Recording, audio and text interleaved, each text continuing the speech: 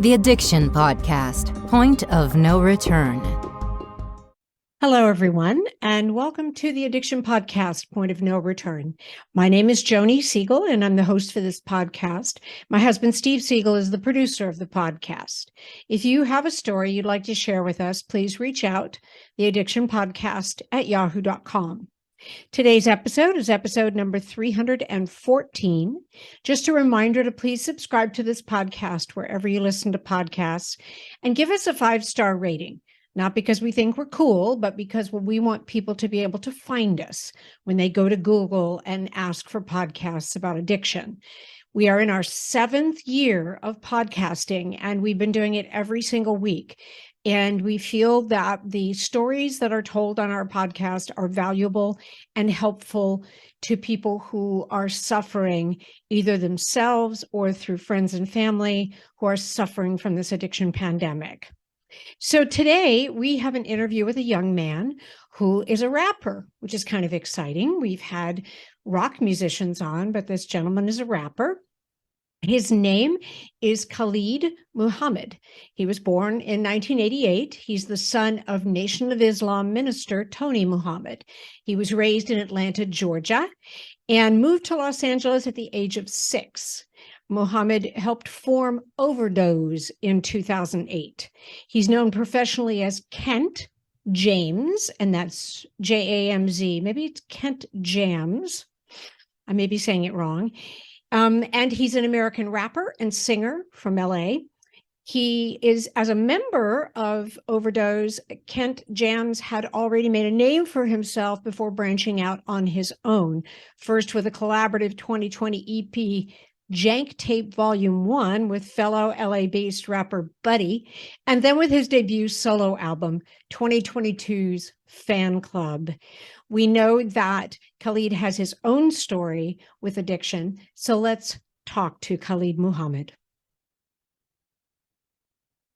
Khallid Muhammad, also known as Kent Jamz. Did I say it right? Yes, ma'am, you did. Okay, good. Thank you for being on the podcast today and being willing to share your story with us. Yes, ma'am. So tell us, I like to start with your background. Where did you grow up? What was your childhood like?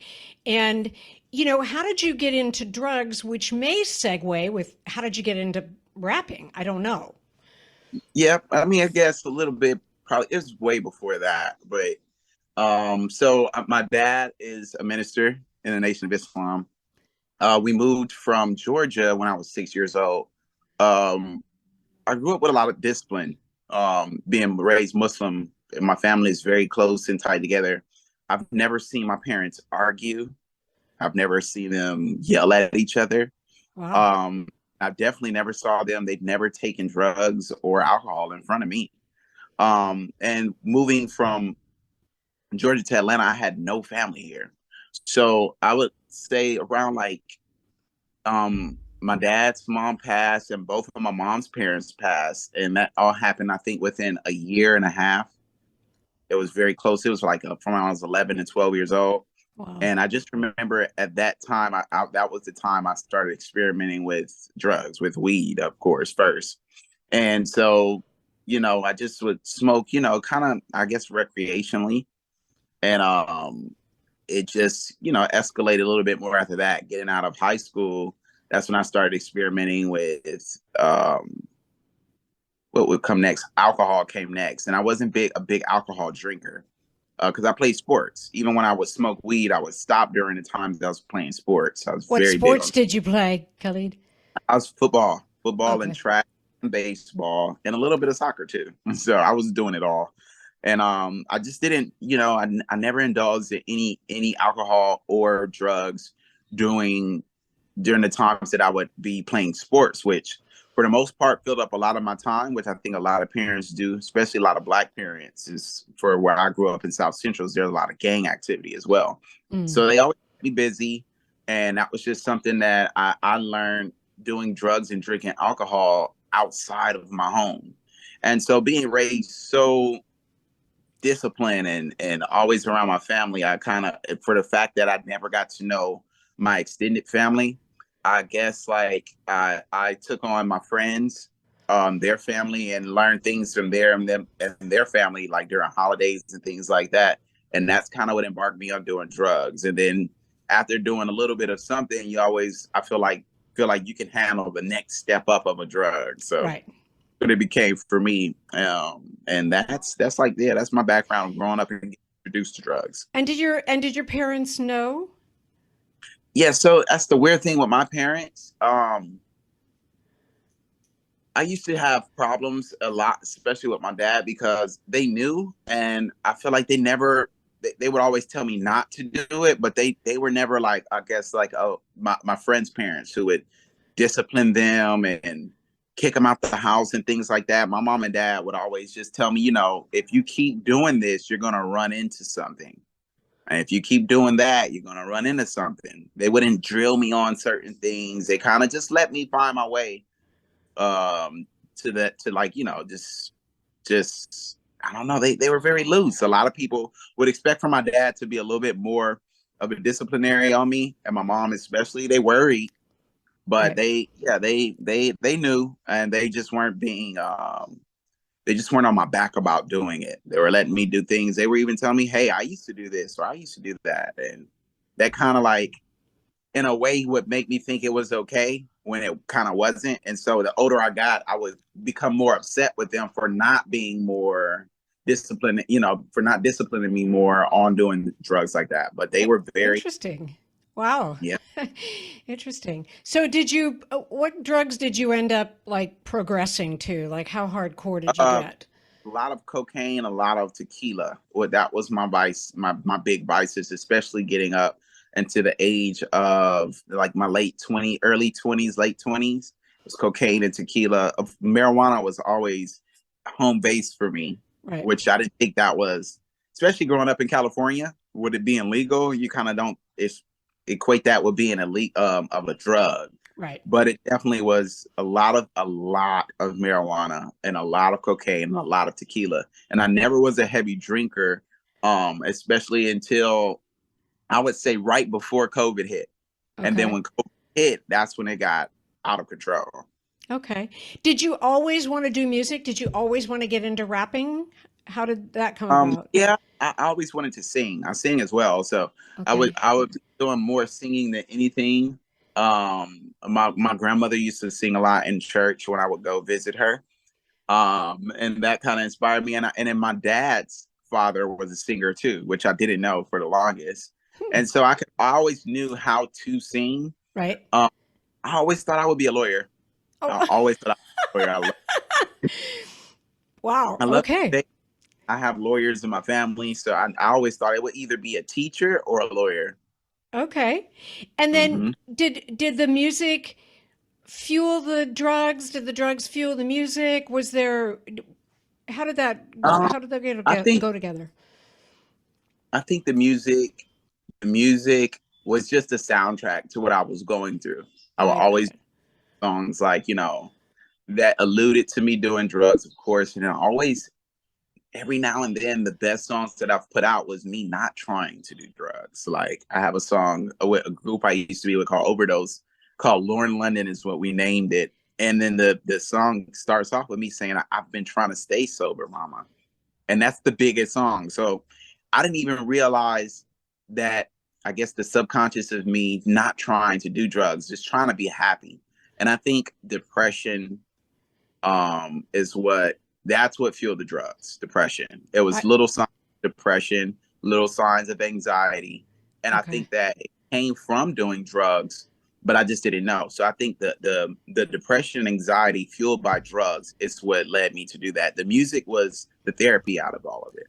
Understood. And I just realized the name of the group was OverDoz. Does that have something to do with drugs?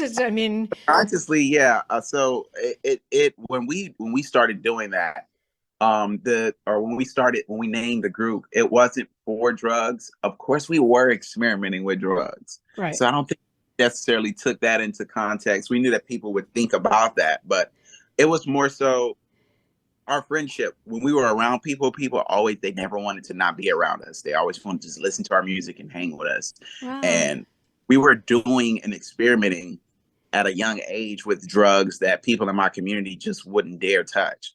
Sometimes. The hardest thing about getting someone into recovery is getting them to agree to treatment.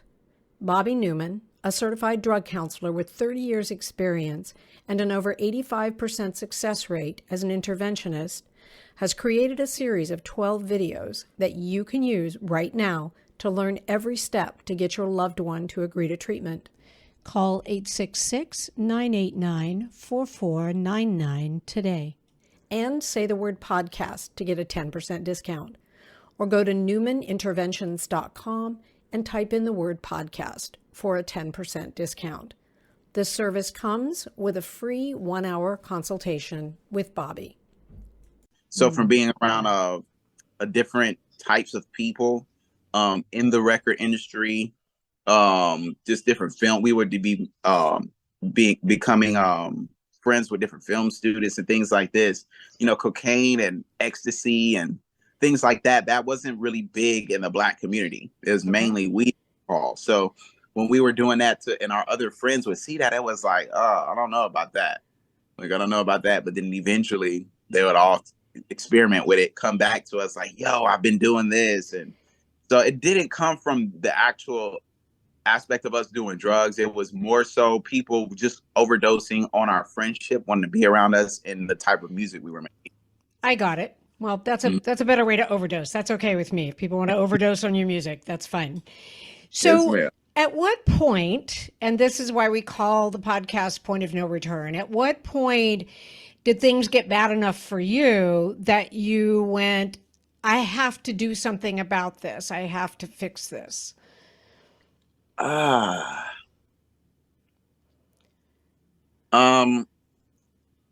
was probably about 4 or 5 months ago where I actually I did. I stopped drinking on my own.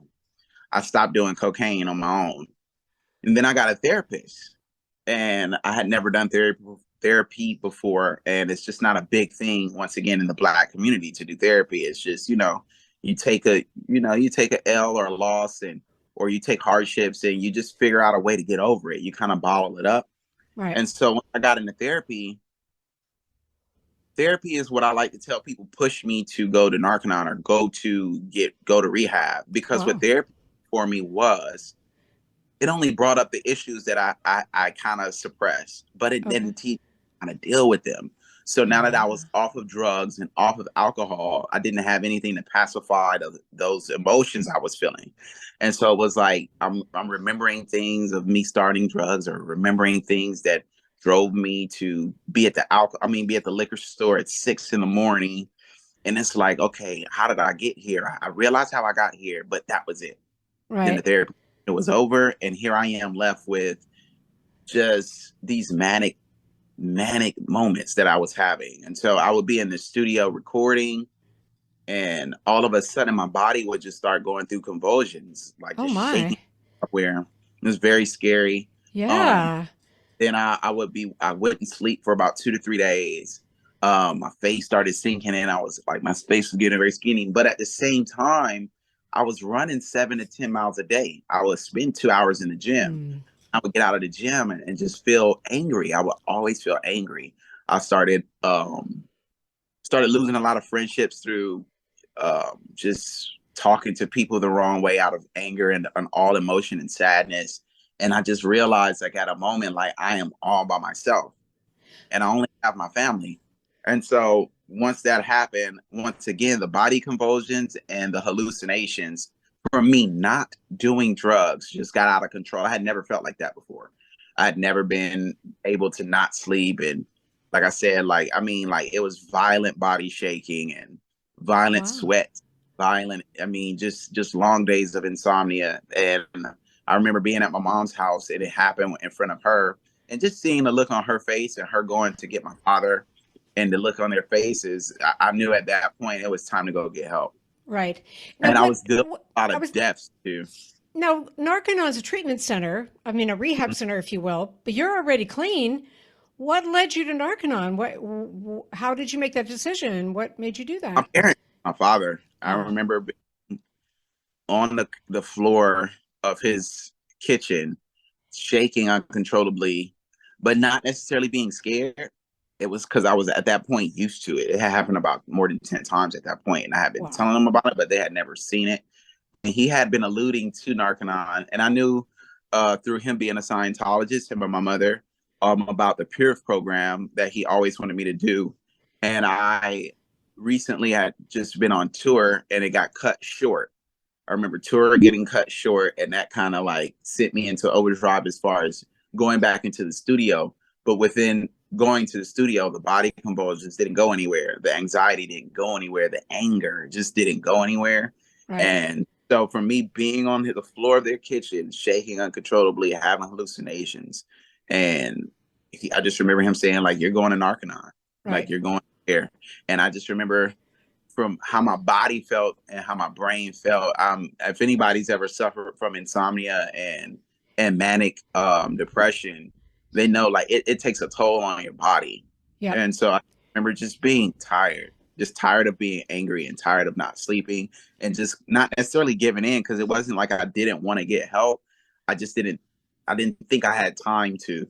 And so once that happened, and like I said, the look on my parents' faces, those are two people that I've always trusted completely. I've never hid anything from them. If they asked me if I was on drugs, I always told them. If they ever asked me if I was sober, I was always transparent with that too. And then also I have a 7-year-old daughter, and so I'm so happy they never saw me in those states. That was the weird. You are listening to the Addiction Podcast, Point of No Return. For more information on the podcast, or to reach out if you have a story you would like to share with us, go to our Facebook page by the same name, or you can email us at theaddictionpodcast@yahoo.com, or go to our website, theaddictionpodcast.com, or call us at 727-314-7080. And please remember to subscribe to our podcast wherever you listen to podcasts and give us a 5-star review. And so it's one thing to scare your parents like that, but you don't want to scare a child like that. Mm-hmm. She never saw that side. Thank goodness. Yes, ma'am. And so, like I said, I just remember being on the floor and then him saying that, and I finally got some sleep. And when I woke up, I saw the next morning is when I saw Fabian, who runs the Narconon at Ojai. I just remember waking him and being upset that he was in my parents' house. So I'm like, I'm back into my manic, angry mode again. And he told me about the program, and I went the next day. And you're very lucky in many ways, because I don't know how much alcohol you were doing at the height of your addiction, but we know, because we've talked to Fabian and we've talked to other people, that coming cold turkey off of alcohol, that can kill you, Yeah, that's what I was finding out. That's what was kind of putting me into those manic depression and a lot of the anger.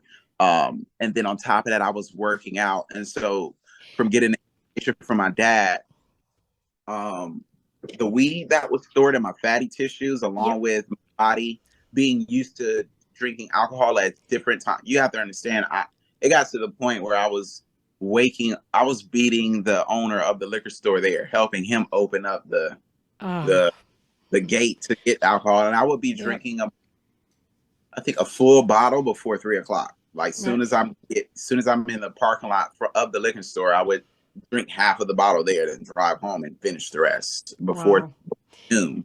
So I was doing about 2 of those a day.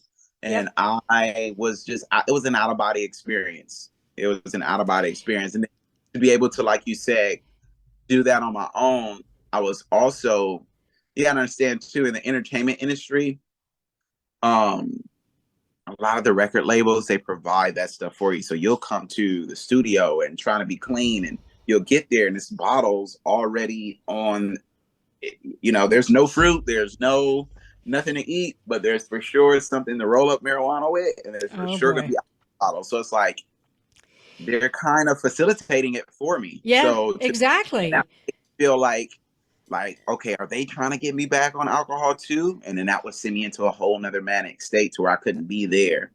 And that it was very hard. And I knew that I had to get away from the environment I was in. Definitely. Right. Now we've talked, Khallid, And first of all, very well done for where you're at now. And being around that environment where it's so easy for you to just pick it up and start again and not doing that. So very well done, you. But lost my train of thought. I hate it when that happens. So what was then? Oh, did you? I know what I was going to ask you. Did you still have to go? We've talked about Narconon before, and we know that the first step is a drug-free withdrawal for someone who shows up there who is still, who just had their last hit of marijuana. I'm not marijuana, but heroin or what have you. And so they have to go through a withdrawal. Did you have to go through that as well, or? Yeah, Okay. because I was still smoking a little bit of marijuana. Not as Okay. but I was definitely still smoking marijuana. I mean, I went there. I didn't even know I had marijuana in my jacket pocket. Oh. So, Khalid, you cannot do that while you're here. I'm like, Jesus Christ. But the yes, good news is with the withdrawal at Narconon, and we've talked about this before, is that rather than giving you Suboxone or some other drug to ease you out of it, they give you vitamins and minerals and things like calcium, magnesium drink, CalMag. So that has got to have helped you. Did you get help from that? I mean, did that help you come out? It did, but you have to understand, when you're coming out of addiction, you're against everything. Absolutely. You're questioning everything. Actually, with my mom and dad being Scientologists, I was used to CalMag, so they were surprised at how many other students they have to force drink it as opposed to me drinking it. Okay. The worst for me at that time, or not the worst, because the worst thing was doing drugs. Right. But the most uncommon thing, or the most alien thing for me in that moment, was they wouldn't let me drink or eat any sugar. So I was very, very upset with that, because I was used to having my coffee in the morning, used to being able to drink my Gatorade, to where now when I drink, I drink like Coca-Cola Zero, or the Gatorades now that I drink, they don't have sugar in it. I drink one cup of coffee now. So all of the things that I got in withdrawal to me, it was definitely the hardest part of the program for me. But it was also the shortest part of the program. I was only in withdrawal for about 4 to 5 days, where a lot of my fellow students that were there, they, like you said, for me to have been coming off of these things cold turkey by myself, a lot of these students went in there, and that's where they did their withdrawal. So everybody was ecstatic with me being able to come out in 4 or 5 days, whereas opposed to some students stayed in there for about 2 to 3 weeks. Yep. And then you mentioned that your parents knew about something called the Purif, which at Narconon is called the New Life Detox program. Talk about what that experience was like for you. The detox wasn't as foreign for me, because like I said, I'm a stickler on working out. Like I love to go to the gym. The only thing that was tripping me out is what it was doing for me. So that actually let me learn more about the vitamins I was taking. That actually taught me more about how drugs are stored in my fatty tissues. And there would be times where I would even be experiencing like effects of alcohol or effects of marijuana, like just from it coming out of my system. I would have just like, man, it was very weird. Then me having you have a twin at that point. Yes. To where you can share these experiences with them, and they're saying some of the times they feel the same things, or you're able to talk about situations where you come to these realizations where, man, okay, I think I was acting up on that. Or it was a lot of time spent also taking niacin. Oh man, the that were coming out of me, I was just, I mean, even times where I had been sunburned and didn't know, where it would just be like hives or just different things coming up on me, or goosebumps, and I started feeling real itchy or burning and stuff like that. And I started noticing, I get real bad sunburn on my neck and on my ears, and these things were coming back. So the radiation they taught me was coming out of me. Just learning things that have been stored in my body chemically, that you think that you've gotten over or aren't there anymore. That's what actually I guess, interested me on wanting to learn even more about the science behind the detox and purification programs. That's what really kind of that's what got me. Yeah. Being in withdrawal was one thing, and being able to come back into my own self was another. But the detox part of the program actually that's what turned me into feeling like a whole new person. I believe that. I mean, without like evaluating, I would bet that a lot of the anger that you had experienced might have subsided with getting the drugs out of the fatty tissues. Is that true? Yes, ma'am. I started becoming much more peaceful, staying off of the internet. That's another thing too. Staying off of the internet, being able to just listen to music. And even though it was sad at times, even space away from my friends at the time and my family even.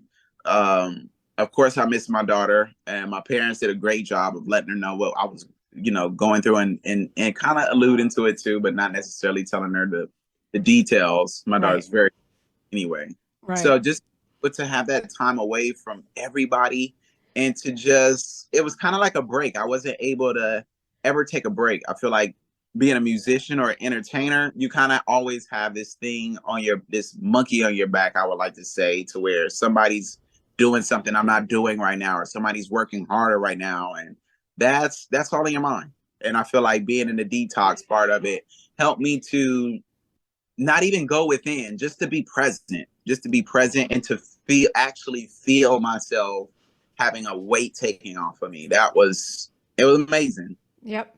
It was my favorite part of the program was the detox part. And a lot of like that, but it was my favorite. Well, it's interesting that you say that because we used to sometimes attend graduations at the Narconon that's here in our area. And, the person running it would ask people who had completed withdrawal, does anybody want to say anything? And typically nobody wanted to say anything. But when she would ask people who had just finished the new Life Detox, if they had something to say, that was where we would hear things like, I know I'm not going to I can stay clean and sober now. I feel like I got my mind back. I feel like I got myself back. I mean, the realizations spiritually and mentally that came out of doing what is essentially a physical detox. It's awesome. It's really awesome. And you say that's when I made my mind up there too. I feel like being in there when you first go in, it's like, you know what, when I get out, I might not drink as much. And then, or I might not smoke as much weed.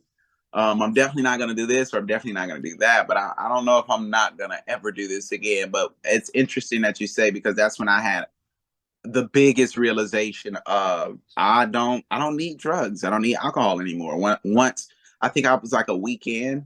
That second week, that's what my mind was made up, like that I'm open to everything else that comes with this program. But I'm definitely decided within myself. It wasn't something that I told everybody else. It was an agreement that kind of just clicked on in my head with myself that I don't need that. This is my reset. And that's the biggest and most important agreement you can make, is the one with you. Yes, ma'am. So what's your life like now that you've finished the program? It's been going great. It's just, it's in stages. So there's a part also in the program where you have to either handle relationships that you had or disconnect from relationships that you had coming out. So doing that kind of put me in a bubble to where it was just me and I guess people who I presume had a positive effect on my life coming out. Yep. So the week of coming out was just me getting used to being on my own and being able to trust myself, not doing drugs, being able to sit in the house without going to the liquor store or going to go smoke weed or even going around people doing that. So I feel like the first couple of weeks was just me just being by myself, just picking up my daughter and watching TV at my house and just being by myself, being able to work out and not feel manic and going back to the gym and spending a lot of time with my family who really I missed the most while I was in there. Right. And then I started realizing that. But Khallid, sorry, that part of being able to be alone and be happy in your own skin and be able to just exist and just be. That's huge. Yeah, You make it sound not much. It's a lot. Okay. Yes, man. No, I started realizing that, and then within that, I started realizing that there were good people I had around me, but they didn't necessarily. It wasn't anything against them, but a lot of people that were around me were still indulging in things that I feel like they knew that was detrimental to me, and that it wasn't their job to not be able to do it around me and things like that. So then I had to just handle those situations like how I learned to handle in Narconon, where it was some people I had to disconnect from, whether it be relationships that I was in with a woman, whether it was the friends that I had and my closest friends at the time. I just had to tell them, and to be able to confront them too. That's another thing we did at Narconon, to be able to look someone in the eye and have good intentions on what I'm saying, and being open to whatever the outcome is, which was, hey, we've been together for this many years, but if we're not going to be able to do this, that, and the third, then I'm okay with it. And I wish you well. But as far as me becoming better as a human being and a better father, better brother, a better son, just a better person, and ultimately even a better artist, this is a relationship that we may have to either put on pause or just not have. Right. And when I was so comfortable with doing that, I feel like for me to think, or for me to be open to confronting people, I actually got,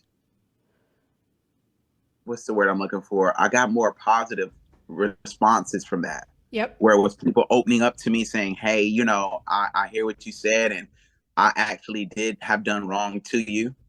Or people saying, hey, I need space too, and I wish you well. But just the fact that I was able to do it and not feel scared to do it. I feel like that pushed me a lot to doing drugs too, is being afraid to confront people close to me that I didn't think either wish me well or just weren't on the same accord that I was on. And I'm happy to say that for me doing that and taking time away from them, there's two of my friends that since we've had that conversation that didn't go to Narconon, but they haven't drank or smoked weed or done any drugs since then. They're like, hey, man, from out, I don't know who this person is. Some of them said it literally, and some of them said it kind of subconsciously, like they would be around me drunk or be around me smoking weed, and they would see like, yo, this dude isn't even flinching. Right. He's not even batting an eye. And that's what I want to be on. Right. Right. I was able to just be more, I was just able to just be present, man. Like I said, the biggest thing for me at Narconon, out of everything getting out, to be able to be stable in my life now, was being able to do the be there drill, which is where you sit in front of someone with your eyes closed and just not move. And then the confronting drill is when you're able to look someone in the eye for a long period of time. And even at times feel like a feeling, I like to call it opiate. I looked it up. It's when you look someone in the eye and you just have a feeling of, it's kind of like euphoric, where it's like, I understand you. I'm not taking anything personal. And hence you even fall in love. Like not romantically, but spiritually. To where it's like, not even necessarily with that person, more so with yourself. Like I'm able to overcome anything if I'm able to just confront it and be open to it. That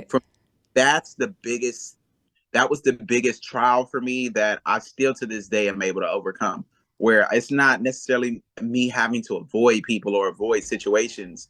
It's, I know I'm not supposed to be around this type of thing, so I'm going to leave. Right. Or I know that if I go out to, my friend had a premiere, and the premiere was one thing. And then when we were there was, of course, free alcohol, free drinks. I know, hey, these people got about an hour amount of time with me before they're not even with me here. So I'm gonna tap in with you guys for this amount of time, then I'm going. I'm normally now the first person somewhere and then the first person to leave.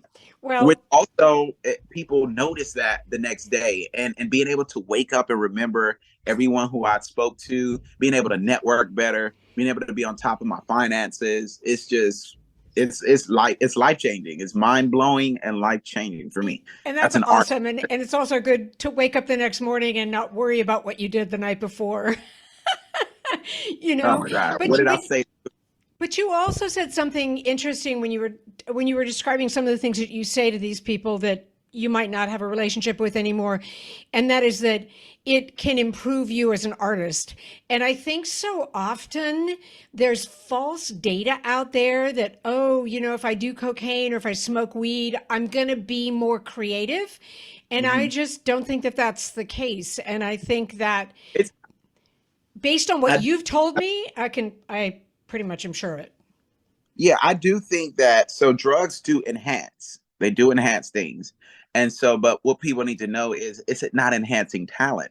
Right. It's enhancing perspective of something. And I think that what not doing drugs has done for me now, of course, when it comes to singing from not smoking, I'm able to sing so much better. Yeah. When through not doing cocaine or drinking, I'm able to focus more.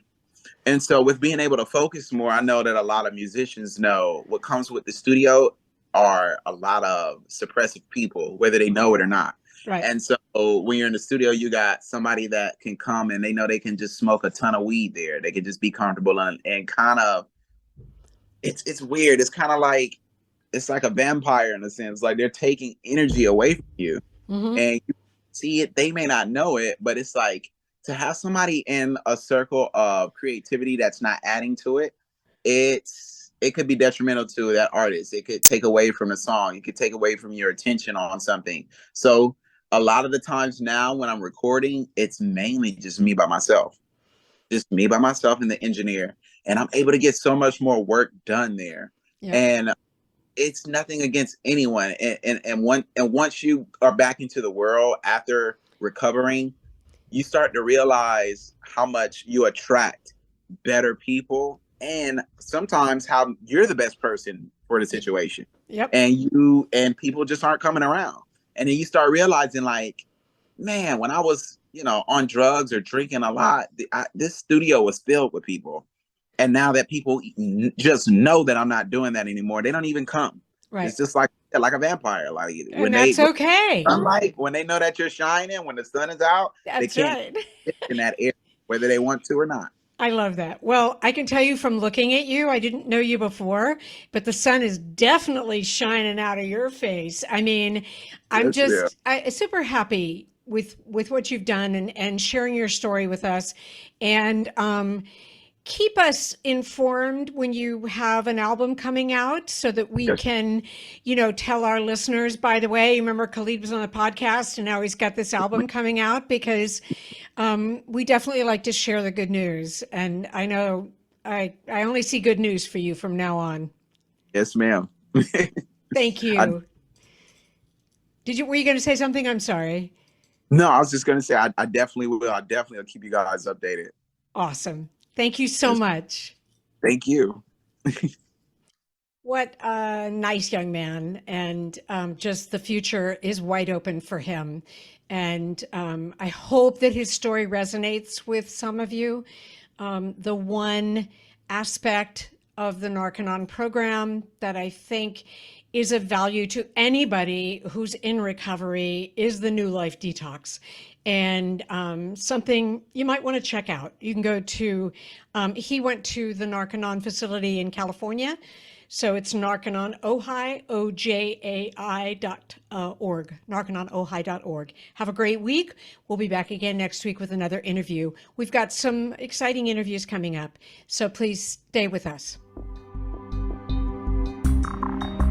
You have been listening to the Addiction Podcast, Point of No Return. For more information, reach out to us on Facebook or go to www.theaddictionpodcast.com. Our email is theaddictionpodcast@yahoo.com.